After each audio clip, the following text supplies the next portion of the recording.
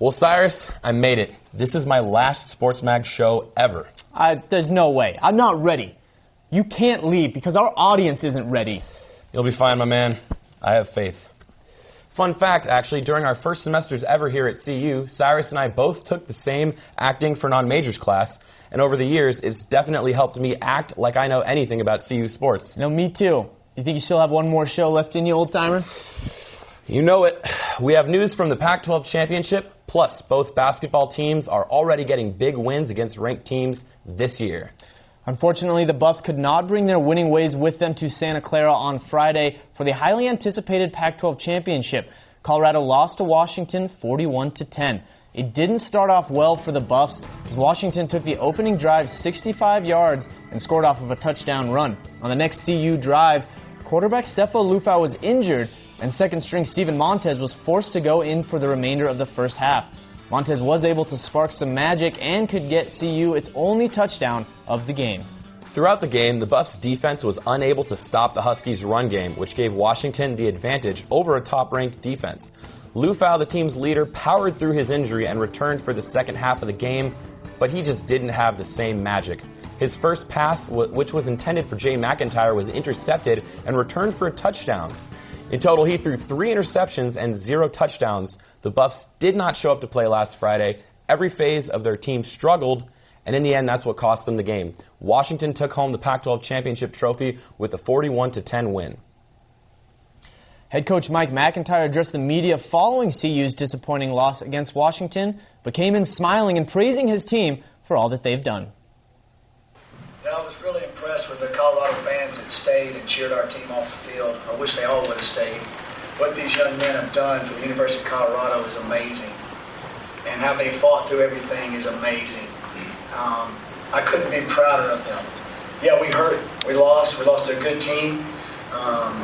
And we made some mistakes that kind of gave them a chance to pull away from us. But, first team in 101 years of Pac-10, Pac-12 football. Biggest turnaround ever. The final CFP rankings listed your Colorado Buffaloes in the number 10 spot, which sets up a meeting between Mike McIntyre's 10-3 Buffs against Mike Gundy's 9-3 Cowboys in the December 29th Valero Alamo Bowl in San Antonio. The game will kick off at 7 p.m. at the Alamo Dome and will be televised by ESPN. The Cowboys finished number 12 in the CFP rankings and 13th in the AP Coaches Poll. AP poll and the Coaches Poll, and it will be the first meeting between these two teams since 2009 when Colorado was still a member of the Big 12. It will be Colorado's 29th all-time bowl appearance and first since 2007. It will also be CU's second appearance in the Alamo Bowl. Gary Barnett's Buffs played Wisconsin in the 2002 Alamo Bowl, falling 31-28 in overtime. Former Colorado running back Rashaan Salaam, one of CU's greatest players and the 1994 Heisman Trophy winner, was found dead Monday night in a Boulder park. Salaam's death stunned the entire Colorado football and university community. The Buffs family lost an outstanding young man and a great Buff today. Athletic Director Rick George said, "We are heartbroken for Rashaan and his family. Our thoughts and our prayers are with them at this very difficult time." Salaam was a runaway winner in the 1994 Heisman voting after rushing for 2,055 yards to become just the 4th player in college football history at that time to surpass the 2,000-yard mark. Our thoughts are with his family as well as the Buffs community. This CU football team has received many honors throughout the year, and even though the regular season is over, they are still not finished. Senior quarterback Sefo Liufau was chosen as the 2016 Polynesian College Football Player Award this year. The award is presented annually to the most outstanding Polynesian college football player that epitomizes great ability and integrity. Liufau is of Samoan ancestry. Congrats, Sefo. Colorado's senior inside linebacker Kenneth Olugbode was named a second-team All-American by Pro Football Focus. Olugbode recorded 135 tackles, which is the third most of any FBS defender this season. He posted 10 or more tackles in 7 games, including a high of 19 last Friday against number 4 Washington in the Pac-12 championship game. Last week, we reported that the head football coach, Mike McIntyre, was given multiple awards, including Walter Camp Coach of the Year, and the awards keep coming in for Mac and the Buffs, as earlier this week, Mac was named the Home Depot Coach of the Year. The American Football Coaches Association named McIntyre as their Region 5 Coach of the Year as well as naming him as a finalist for their National Coach of the Year. Coach Mack was also named as one of 5 finalists for the Eddie Robinson Coach of the Year award. The Buffs have now officially heard what bowl game they will play in and who it will be against. The Buffs will be in San Antonio, Texas, December 29th to play Oklahoma State in the Alamo Bowl. Now, if the Buffs want to collect their 11th win of the season, they will need to play better than they did last week against Washington in the Pac-12 championship. And we have 3 keys to the Alamo Bowl that should help them get back to their winning ways. First, the defense needs to step up against the Huskies like they did last Friday. They were unable to stop the running game, something that they are usually very good at. Second, Sefo needs to be healthy. Sefo just got injured against the Huskies, but came back in the game, and when he did come back, he was unable to play at 100%. Finally, the offense needs to start out with their normal fast pace. Normally, the offense will come out quickly and is able to get points on the board, but they were unable to generate much against the Huskies. It's beginning to look a lot like this week's trivia question, everywhere you go. So stash that phone, stow away that tablet, close that laptop. Let's see if you can get this one using only your noggin. Now, it's been a great season for football in the state of Colorado. Air Force is bowl-bound. Of course, our Buffs are bowl-bound. And even, dare I say it, the Colorado State Rams are bowl-bound. That really just does not roll off the tongue.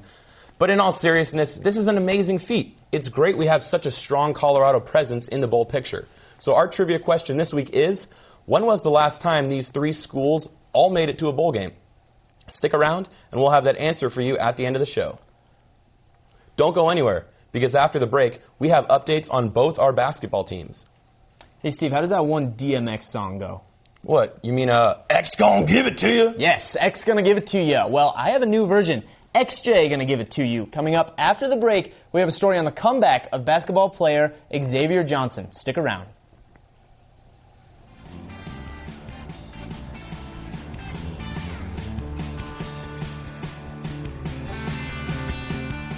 Are all around campus, the Norland Quad, the Rec Center, the UMC, over by Farron Field, even in some res halls. It's not just these words being repeated everywhere, it's really a description of the community and the people that you're going to be encountering in the next 4 years. The creed is a value for the CU community.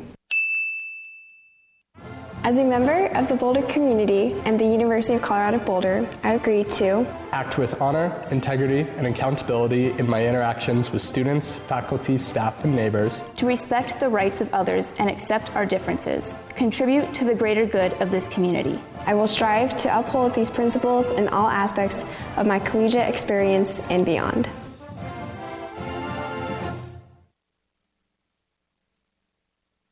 Morning, Gary. We are GetSchooled.com. You want a college education, don't you? You know you do. Yeah, but I don't know where to start. That's why we're here. We're free, handsome, I think we're breathtaking. and here to guide you through every step of the way, starting with attendance. Gary, financial aid forms. Biology homework, G. I got this. Is that Bran?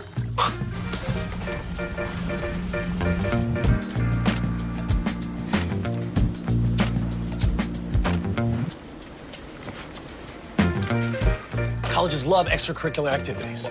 Chess really isn't my thing. I got this. Doesn't matter. Go ahead. Picking a college, man. You and us. We go together like tacos and Tuesday. And I love tacos. Fire and ice. Those don't really go together. Go to GetSchooled.com for more info. It's been an interesting week for the men's basketball team. First, they played in-state rivals CSU and was thoroughly beaten, and it did not look good for the team as they went into a tough stretch before league play started. Then, 13th-ranked Xavier came into the Coors Event Center looking to breeze by what seemed to be a struggling Buffs team. But then Derek White happened. White led the team with 23 points and had some clutch baskets at the end of the game to help CU get the win. The win was the second this season against a ranked opponent and will help the team when it gets closer to March. Head coach Tad Boyle addressed the media following his team's 68-66 win against Xavier. He had many things to say, but focused on what he learned about his team after watching the game. We beat a good team when we didn't play our best, and we had foul trouble. We tried the zone in the first half. It wasn't real effective, but it kind of got us through. I learned that we can bounce back from adversity. You know, we were up 5 with 2 minutes to go, and we go in the locker room down 3. I mean, not a good stretch. They come out, you know, score 5 straight, boom, start the second half. We didn't fold our tent. We didn't get our heads down. That's the thing, that we didn't get our heads down. We didn't have bad body language tonight like we did last Wednesday. Senior Xavier Johnson has battled his way back to the court after an injury that kept him sidelined for over a year. And it was not easy, but he made it. Our news team affiliate Aaron Koppelman has the story. Xavier Johnson was headed towards his senior season when adversity hit. He had torn his Achilles during an off-season workout, landing him on the bench for the entire 2015-16 season. At a low point in his life, Johnson still had the support from everyone around him. We have the best training staff. I have the best surgical doctor. My family flew out. They stayed with me for a little bit, helped bring me food, groceries, stuff like that. So, I mean, everybody helped to support me. I remember the first game I came back, they were all congratulating me, saying welcome back, and like, we're proud of you for just working hard and getting back out on the floor. And it was emotional for me, but it was awesome. The talented 6'7" forward was rated as the number 68 prospect in ESPN's Top 100 and was the 7th best player in his state out of high school. The NBA wasn't out of reach, but after the injury, his confidence took a blow and thoughts of giving up raced through his mind. Some days, when I started getting back to actually playing and people were like going by me and stuff and I wasn't quite there again, I questioned myself a little bit, like, am I going to be the same player? Will I work hard? But, I mean, I just grinded. For a young player like Johnson, he could have easily called it quits, but instead he did the exact opposite, and his true character showed as he progressed in his comeback. Assistant coach Mike Rohn knew the consequences that Johnson would have to face after the injury. I'm so happy for him and proud of him throughout his whole career. He's had a really, really good career. And anytime you have an injury like that, going into your true senior year, it's tough mentally. Rohn attributed the comeback to one certain person. I think everybody had a little bit to do with it, but most importantly, I think it was his inner drive. I just feel like if you have a willpower to really want it, you'll get it, You can accomplish anything in life you want if you just push and push and push, and you can do anything. For XJ, his triumphant return to the court could help his team make it back to the NCAA tournament and quite possibly give him a chance to play at the next level. Aaron Koppelman, News Team Boulder. The past 2 nights, both basketball teams got into the holiday spirit as they hosted a toy drive before the men's game against Xavier and the women's game against CSU. All the gifts went to Share a Gift in Boulder, an all-volunteer organization which gives gifts to underprivileged children in the Boulder Valley. School district and everyone who donated a gift received a voucher for a ticket discount for the men's game on December 22nd and for the women's game on December 21st. The women's basketball team has had a fantastic start to this season this year. In fact, they are 8-0 at the moment. Talk about an amazing start. The last 3 games, the Buffaloes have won with 15 points or more over the other team. Their defense has been key so far this season, providing anywhere from 28 to 38 points off turnovers from the other team alone. Kennedy Leonard and Haley Smith have been 2 key players, often being one of the top 3 scorers in each of the last 3 games played. Only once in the last 3 games did the Buffs let the other team gain the lead, coming back and taking the lead against Southeastern Louisiana. And the Lady Lions only had the lead at the beginning of the game when they hit a 3-pointer. And then the Buffs immediately scored 5 points to pass the Lions, never giving up the lead after that. Keep up the good work, Buffs. Following the win against Idaho State, the women's basketball team climbed to spot number 18 in the Associated Press poll. The Buffaloes were last ranked number 21, but were able to surpass the last 3 rankings this past Monday. Last week, when the Buffs were ranked number 21, was the first time that they've been nationally ranked since 2014. The last 2 wins that they had were certainly the most dominant ones they've had this season, so hopefully that will mean they keep building this season up, making this one of the best they've had in many seasons. Wow, the rise is really real all year long. Goodness, CU has been on fire. Wait, what? Like literally on fire? No, like all the teams have just been playing really well all year.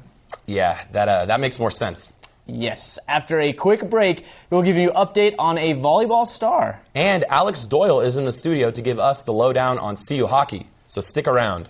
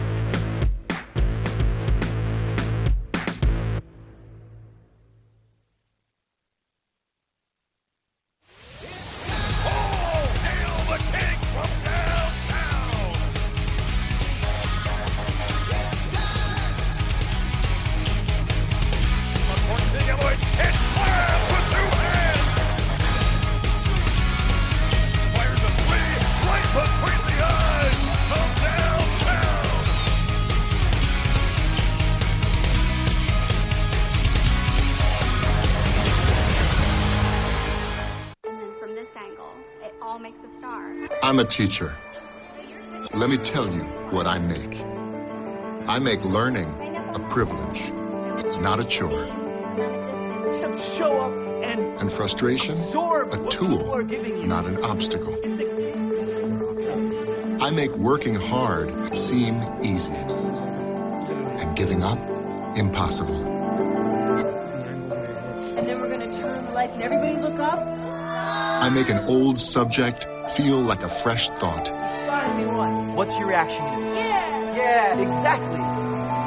And unconventional methods Okay, what else? common. This is their world. Nothing. And then they die. Go ahead, go, go, go. I'm a teacher.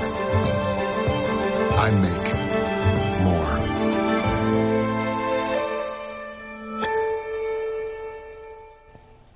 We'd like to send out a huge congratulations to CU women's volleyball player Gabby Simpson, who was selected to the AVCA All-Pacific South Honorable Mention team this Tuesday.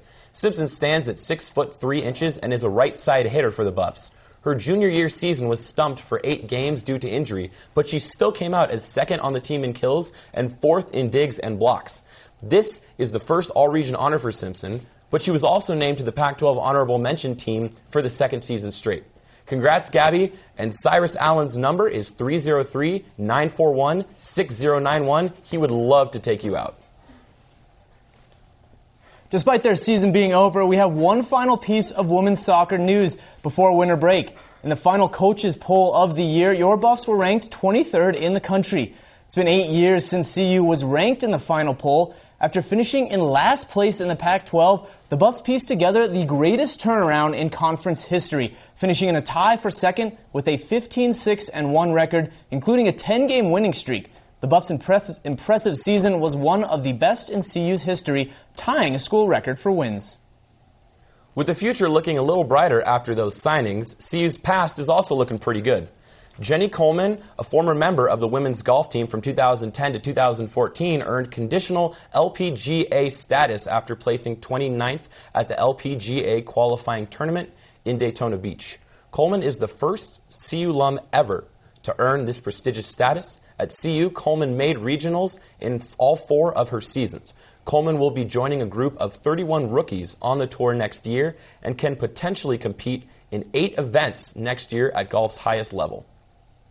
Right now, all the CU sports fans are chatting about 2 teams in particular, the football team and the men's basketball team. But there are 2 different teams that have been quite successful in recent weeks, but no one seems to be talking about them. Alex Doyle is here in the studio to change that with this week's edition of Buff Banter. Hey guys, I'm Alex Doyle, and it's time for the final Buff Banter of the semester. This week I'll be talking men's and women's hockey. First up, the women. The women head into winter break ranked 5th in the country. They've won 11 games, lost 1, and tied 1. Their most recent win was against the Minot State Beavers last Saturday night, when they won by a final score of 7-2. The lone loss this season came to Colorado State in Fort Collins by a score of 5-4. The night before, the Buffs beat the Rams in Boulder 5-1.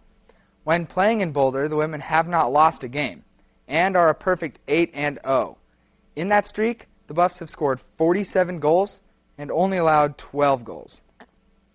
One of the biggest factors for the team is leading scorer Kathleen Ash, who has 25 goals and 8 assists in her 13 games played. Those numbers are good enough to lead the entire American Collegiate Hockey Association for the women. Switching to the men now, they are 15-10 and are also ranked in the top 10. They started their season with 5 straight wins, their first loss coming to Lindenwood University, the defending national champs. Possibly even more impressive is how they've played in Boulder. Through their first 12 games on home ice, the Buffs have an impressive 9-3 record. For the first 7 games at home, the Buffs were undefeated. The Buffs' first home loss came in November, after almost 2 months of play against Stony Brook University. The next day, the Buffs bounced back and won big. Minot State, the number 1 team in the country, are the first team this season to defeat the Buffs twice at home. The men's squad announced earlier this week that forward Matt Anders and defenseman Alex Temby were selected to play for Team USA in the 2017 World University Games in Almaty, Kazakhstan, January 29th through February 8th. This weekend, the Buffs head to Ames, Iowa to play the Iowa State Cyclones, the team who knocked them out of the playoffs last season. Well, that's all the time I have for this week's Buff Banter. I'm Alex Doyle. Happy holidays. Back to you guys at the desk. The Colorado women's soccer team had 10 student athletes who were named to the Pac-12 All-Academic Team. This number of honorees matched the second most academic all-conference players in school history. The players that made the team include seniors Kalia Hodge, Kenzie Tillett, Michaela Kraus, and Morgan Stanton. Junior Courtney Fedor, sophomores Aaron Greening, Sarah Kinsner, Alex Vidger, and Stephanie Zuniga, as well as redshirt freshman Jalen Tompkins. In order to qualify, student athletes must have a GPA of 3.0 or better and been enrolled at their current constitution for 1 full year. They must have also played in at least half of the team's matches. Head coach Danny Sanchez says that he's very proud of the girls and that they put in the work on the field and in the classroom. Keep up the hard work. Go Buffs. We have to take one final break, but when we come back, we'll have that answer to the burning trivia question. And speaking of burning, Rapid Fire is also coming up next, but it doesn't look like we've figured out who's going to do it. Oh, hey guys. We don't know who's doing Rapid Fire yet, but we'll figure it out. We're going to take a quick break, but Rapid Fire will be right back after the break. Harvey, what's for breakfast? Guten Tag! Johannes, Franz! I bring you arts-enriched Raisinblams, fortified with increased test scores and creative problem-solving skills. It's good! And good for you. Bobby? Susie? Don't worry, that's just the power of the arts! Feed your kids the arts. For 10 simple ways to learn how, visit AmericansForTheArts.org. No, what'd she say? She said whatever. No, she says that all the time. What's that? Hello? I'm on the phone. Mom, I'm on the phone! Hello? I'm on the phone. Who's this? It's me. I'm on the phone. Mom. Oh, you're on the phone. All right. Sorry! Sorry. Anyway. Who are you talking to? Kelly? Mom. All right. You don't have to be perfect to be a perfect parent. There are thousands of teens in foster care who would love to put up with you. This house was almost saved from a fire that was almost put out by neighbors who almost volunteered. As generous a nation as we are, sometimes instead of giving, we almost give.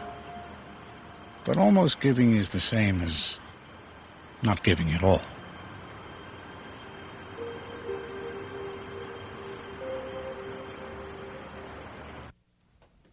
Oh, those boys are much too much. Those boys are much too much. We got the spirit. We're hot. We can't be stopped. We got the spirit. We're hot. We can't be stopped. We're going to beat them and bust them. Beat them. The smallest moments can have the biggest impact on a child's life. Let's get a little bit rowdy. R-O-W-D-Y. Take time to be a dad One more today. time. Oh, those boys are much too much. Those boys. It's been pretty cold these past few days in Boulder, but it's about to get really hot in here. Now, we had some confusion before the break, but we got everything sorted out. So buckle in, because Steve Nelson is in the studio for this week's edition of Rapid Fire. Thanks, Steve. What's up, Buff fans? I'm Steve Nelson with the semester's final Rapid Fire. Thanks, now, Rapid Steve. Fire was my very first on-camera segment for Sports Mag way back in February 2014, so let's bring it all full circle. Winter break is just around the corner, but CU Athletics is still in full speed. Now to start things off, this Saturday, December 10th, is a major non-conference game for CU men's basketball. They're facing off against BYU on the road. Tip-off is at 8 p.m. sharp. Next up, the women's basketball team is bringing things back to Boulder on December 21st to take on the Wyoming Cowboys. Tip-off is at Coors at 7 p.m. And moving right along, the men's football team takes on Oklahoma State in the Alamo Bowl in San Antonio. Now, in case you forgot, it's on December 29th. And unless you're lucky enough to attend, be sure to tune in for kickoff at 7 p.m. And finally, we're bringing in the new year with a huge men's basketball Pac-12 matchup. CU will be taking on the Arizona Wildcats in Tucson at 7:30 p.m. Well, that's all the time I have for this final edition of Rapid Fire. Back to you at the desk, Steve. It's time for another edition of Tweet of the Week. On Thursday night, our women's basketball team faced off against Colorado State Rams right here in Boulder. The Buffs were looking to do what our men's team could not do this season and beat their in-state rival. To get the fans stoked, Chip the Buffalo tweeted out, "CSU is about to get a rude awakening in the House of Pain. Let's get it at CU Buffs women's basketball." Turns out his pep talk worked. Our Buffs notched another win in the column as the final score was 74-56. Now, I know you've been racking your brain this entire show digging for the answer to our trivia question. Finally, we have that answer. So in case you forgot, earlier we asked, when was the last time Air Force, Colorado, and Colorado State all made it to a bowl game? And the answer is, drumroll please, 2002. That year, Air Force lost to Virginia Tech in the San Francisco Bowl, Colorado State lost to TCU in the Liberty Bowl, and our Buffs lost to Wisconsin in the Alamo Bowl. So let's hope for better results this year. This is my co-anchor's last show ever, and Steve, you really will be missed here, so we decided to put together a little video for you. Check it out. ACD Steve. You will always be ACD Steve. From the very first day, you wore that ACDC shirt. Always. Oh, Steve, you are going to be a very missed person in Sports Mag. Personally, you taught me a lot and you made me laugh really hard. You were full of fun facts, which is one of my favorite things about you. Steve, I anchored my first show with you. It was a really scary experience, I'm not gonna lie. But I think we did pretty well, so I think it's fitting that we anchor your last show together. Steve, you're such an amazing person. You're so funny. You have such a big character. You are always enthusiastic. You bring so much to Sports Mag, and we are so truly grateful to have had you this year. You've been such a great friend. You're so funny. You have so much good insight into everything that we've done at the show. You brought a unique sense of humor. Very musical.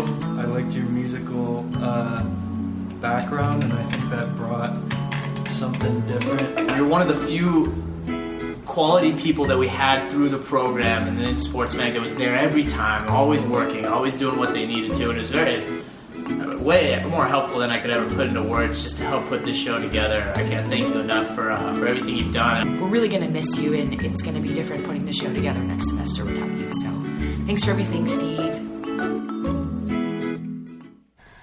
Well, that's it.